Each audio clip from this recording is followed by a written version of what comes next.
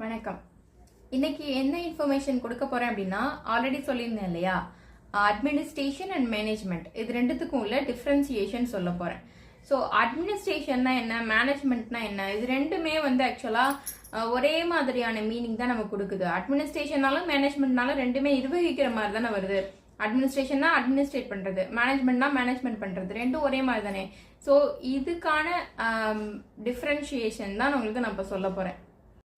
இப்போ first administration அப்படிங்கிறது top லெவல்ல இருக்கக்கூடிய ஒன்று. அதாவது அப்பர் லெவல்ல இருக்கக்கூடிய அத்தாரிட்டி தான் அந்த அட்மினிஸ்ட்ரேஷன் பண்ண முடியும். எக்ஸாம்பிள், ஒரு கம்பெனி அப்படின்னா அதோடைய ஓனரா இருக்கலாம், இல்லாட்டி அதோடைய எம்டி, இவங்கெல்லாம் அட்மினிஸ்ட்ரேஷன் லெவல்ல வருவாங்க.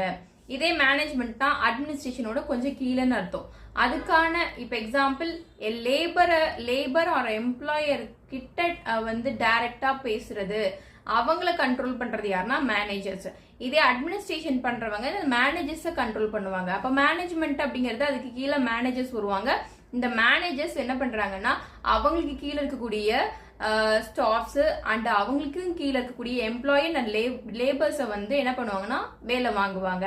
ஸோ அவங்கள மேனேஜ் பண்ணுவாங்க. அதுதான் இந்த மேனேஜ்மெண்ட் அப்படிங்கிற இது ரெண்டுத்துக்கும் உள்ள டிஃப்ரெண்ட். First thing.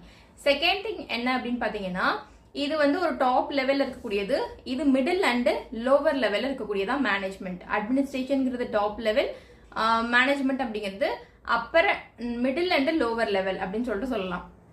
தென் இந்த அட்மினிஸ்ட்ரேஷன் அப்படிங்கிறது யாருன்னு சொல்லிட்டேன் இல்லையா, ஓனர் அண்ட் எம்டி.